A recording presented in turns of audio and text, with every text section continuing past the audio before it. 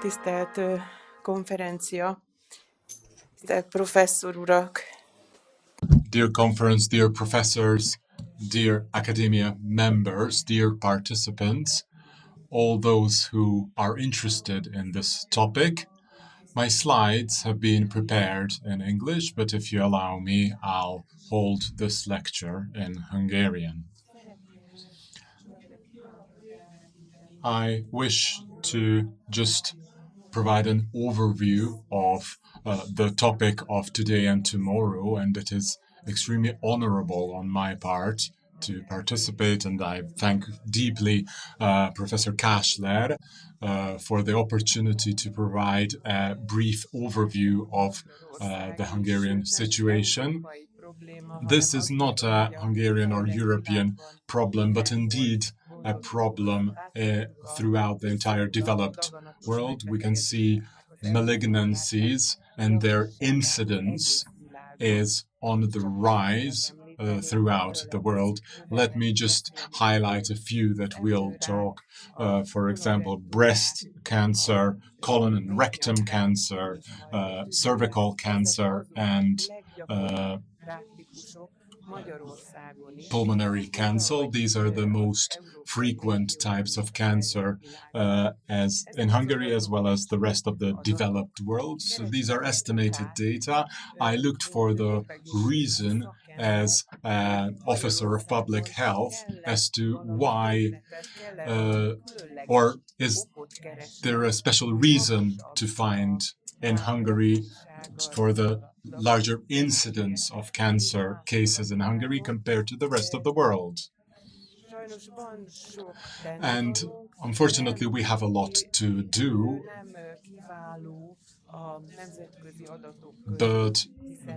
and this data is not outstanding from the rest of the world as they are based on estimations, so there are no large differences in Hungary compared to the rest of the world. You do not have to find an extreme item of circumstance that we could eliminate as a preventive measure. The situation in Hungary is as follows. There is a rising tendency of malignant diseases.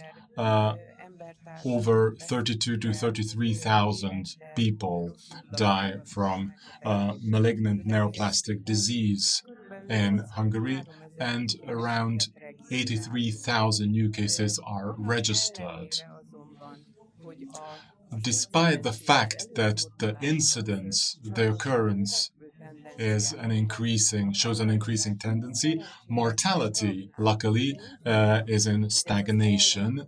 I believe this is due to the success of the care system. And I also have a piece of good news. Hungary is also beginning to approximate to the European average in terms of life expectancy, which is approaching the European average. And together with that, the number of healthy years lived is also on the rise. You can see there are almost in parallel to each other. Additionally, this is also a piece of good news, although we cannot rest on these positive results. If we take a look back to the past 10 years and see that as a baseline, the years spent in health compared to our entire life expectancy has increased by around 3%, so that is also a positive outcome. It's a constant dilemma. Chronic diseases are always on the rise due to the fact that we live longer and in better quality. It is automatic that chronic diseases in number are rising. We usually suffer for one or more diseases after a certain amount of years lived. Mr. Professor said that above 65, there's no person who is completely healthy and does not suffer of one or two ailments. On the other hand, as we rise in age, our resources are always limited, and the financial background, the sum we can use is also limited. This is the case all around the world. You can see the demographic data here in Hungary. You can see that our society is aging, which means that the rise in chronic diseases will continue, and also the healthcare system is facing an increasing burden. I compare this to a snow plow. Why is that? As we save a person and gain a new years in life, providing intervention both through diagnostic advancements and both through excellent treatment options provided by state-of-the-art and increasingly appearing new technologies, we basically create a new population we have to take care of. We open the gate to a new wave of a population who are in need of healthcare. So this is what we look forward to. This is why we work as a snowplow. The only option we have above us is not to roll this problem ahead of us. The only tool we have is prevention, and this is my firm opinion. This is our only hope for the future. And let's take a look at the economics of the problem. Experience tells us that if there whatever the life expectancy at birth of a person, due to the utilization of the healthcare system, mostly hospitalization, the need for hospitalization, it is the last couple of months of their lives that most people take advantage of most services, and are the most costly and place the largest burden on the healthcare system. And this part cannot really be avoided. You can see these line shaded areas which indicate this issue.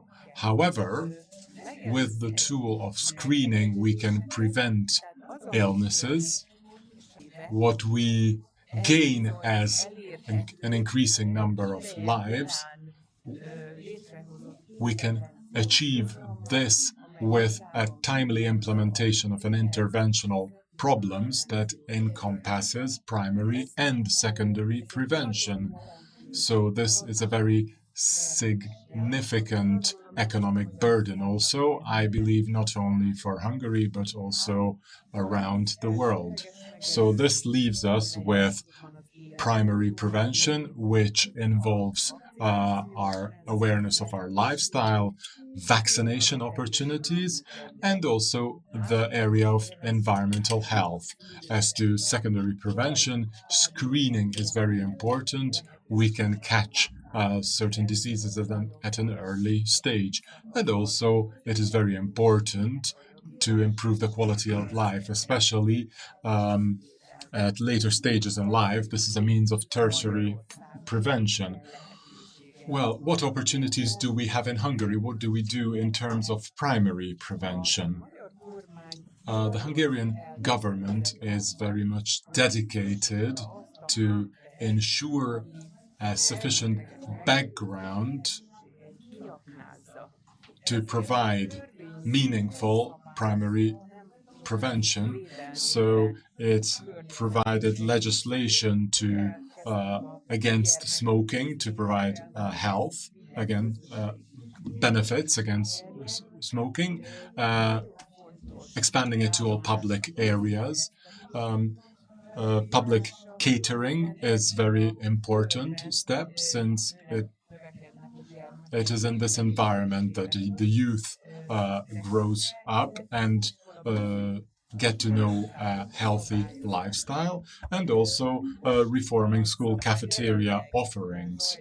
And now a new piece of legislation is under preparation in terms of energy drinks. And according to the proposal, the purchase of energy drinks would be prohibited under the age of 18.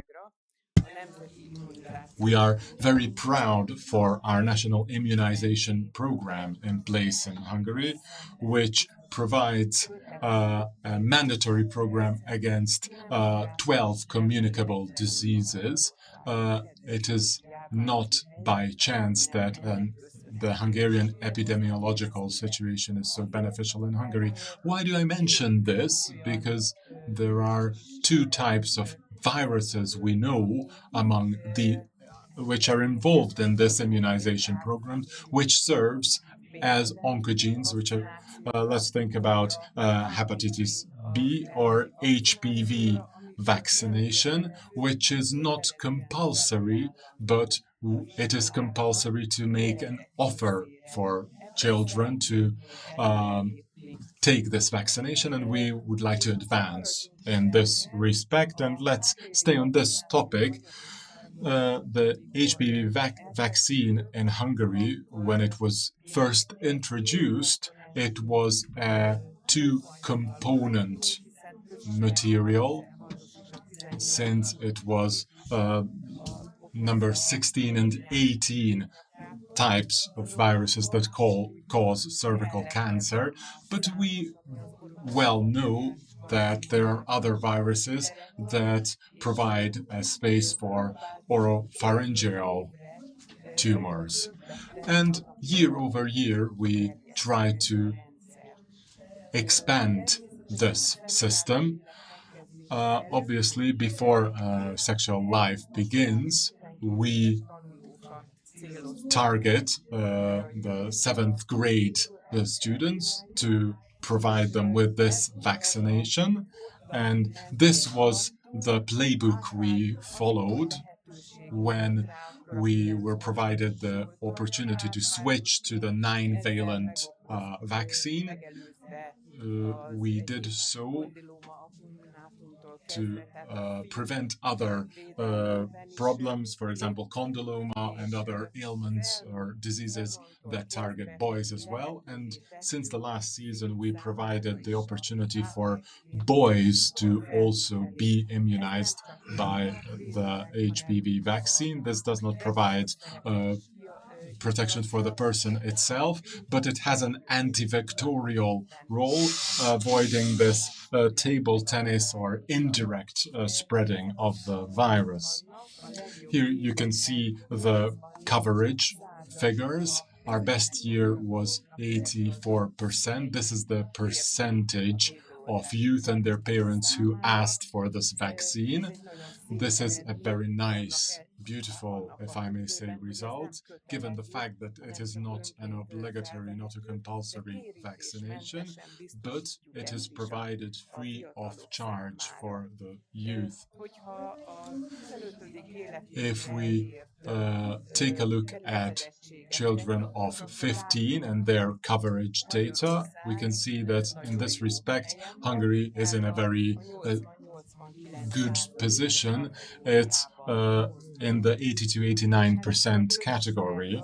And it is commonly known that the WHO has made its target of complete elimination by 2030. And I think this is indeed possible. It is not an illusion, although we do know that to get from 80% to 90% is much difficult than to get to 80% from zero. So this is what we are currently struggling with. And in parallel, as a measure of secondary prevention, we want to attain a 70% screening participation. We have a lot to do in this respect, and I believe a 90% care is also something that we are very close to. And we have an excellent oncological treatment set of facilities, so it will not be difficult to achieve this. What do we do in the case of Mit gondolat. What do we do in the case of secondary prevention? Just allow me a brief thought. Allow me to distinguish between screening and diagnostic examinations, because there is a difference. Sometimes it is hard to make people understand that, even those in the healthcare service providing.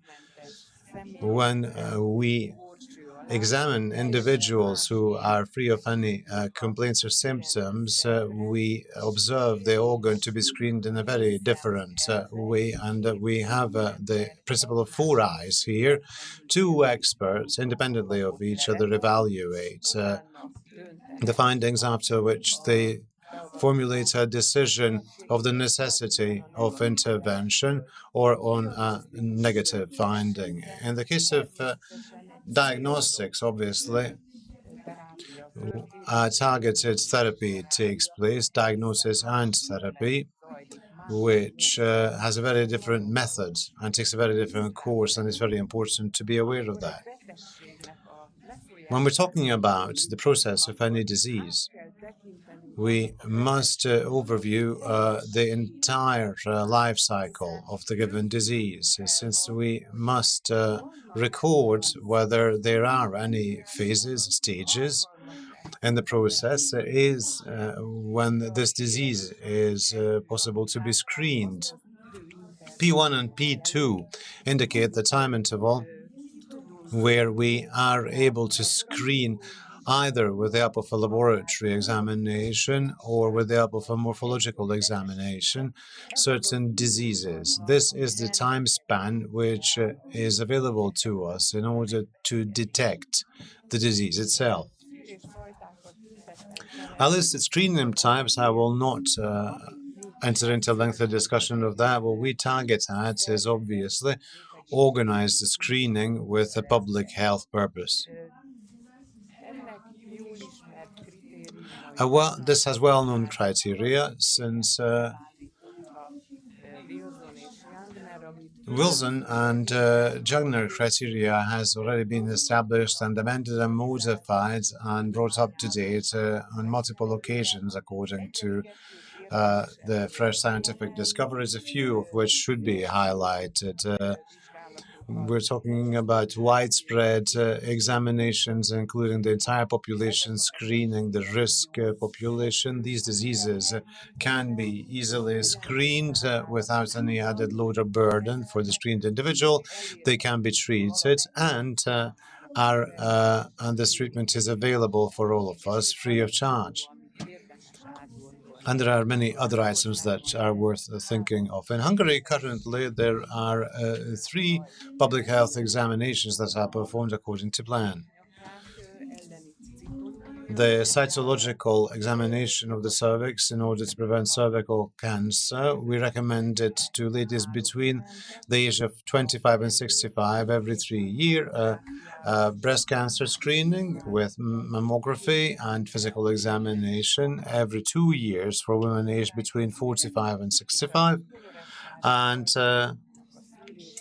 colorectal cancer screening, where we have a 2-step screening between 50 and 70, the ages of 50 and 70. On the first occasion, an immunochemical detection of hidden blood in the stool is performed. So we're actively looking for blood in the stool, and if this examination is not negative, then colonoscopy examination follows up, which also constitutes a therapy if necessary, since if we remove the polyps, then we can remove the problem and prevent the cancer from emerging. Despite the fact that Hungary is a small country, there is not an even occurrence of malignant tumor diseases.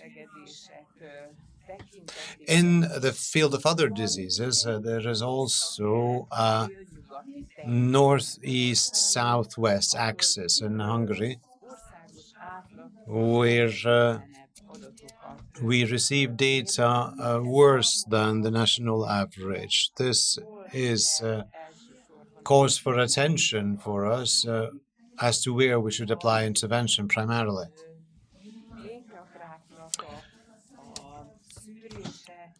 The screening of cervical cancer started a long time ago in Hungary, however, with not very efficient results. I myself am dissatisfied with it. There was an attempt, and it still exists today, that not only gynecologists as expert physicians, but also the family nurses should be involved in the screening examination so as to ensure that ladies participate in these screening examinations in a much more widespread manner. Our experiences show that these screenings occur primarily in the private sector, and I do believe that we have a lot of room for development in this field.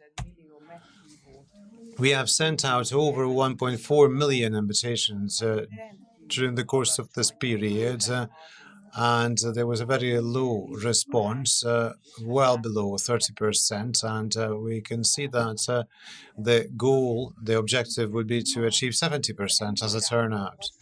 In relation to breast cancer, we can also see the difference is broken down by county. We observe a very similar access to the previous cancer type, the cervical cancer. And I believe that we must establish much more screening stations in these locations in the future than we have currently available.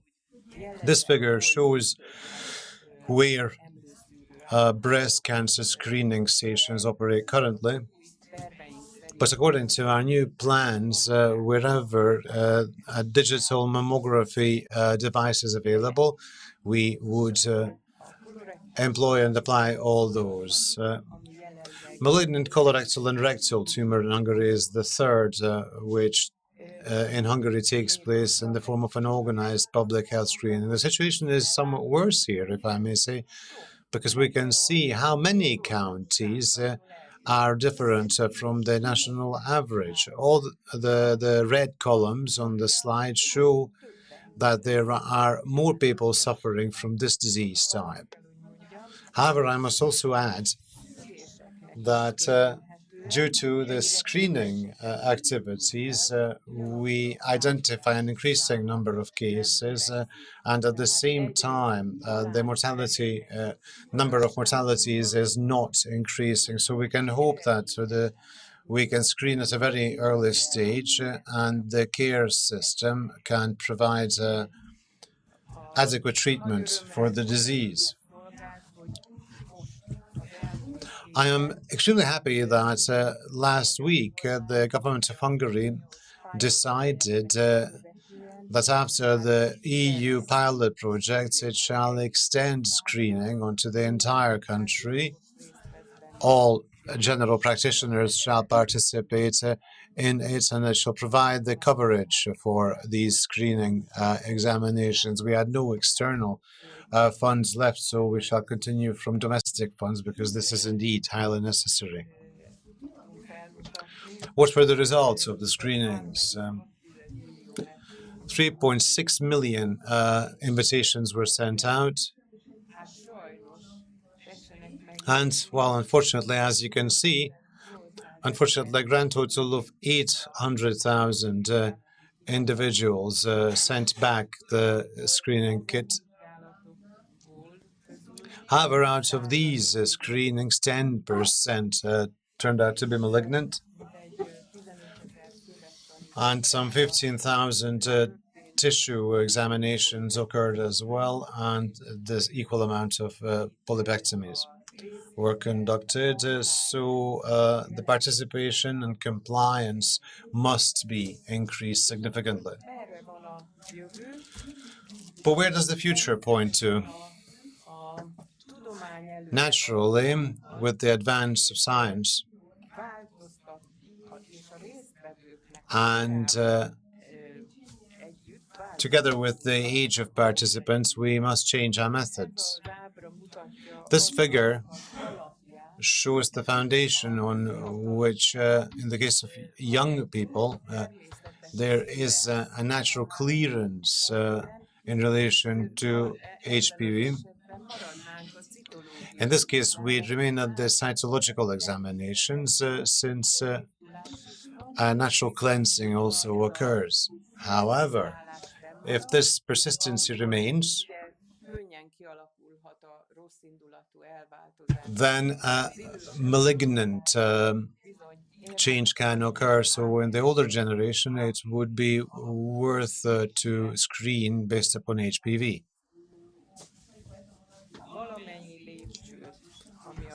All steps in relation to the organization of screening we wish to reform.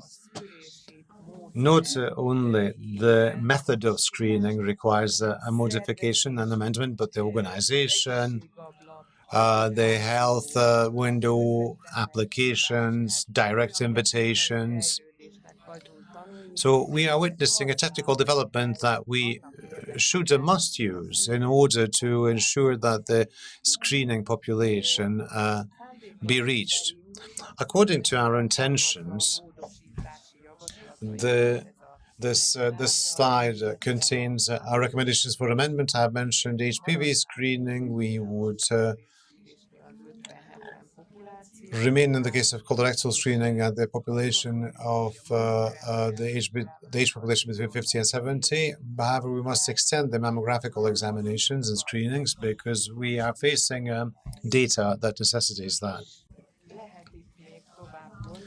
And of course, we can continue our line of thought. There is now a pilot project on the low-dose CT pulmonary examination, but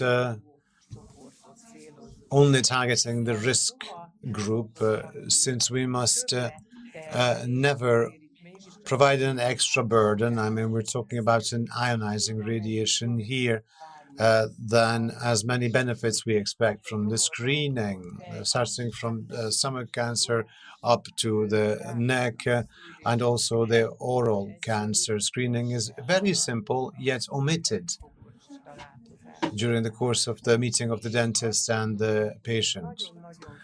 And I believe it is also very important that information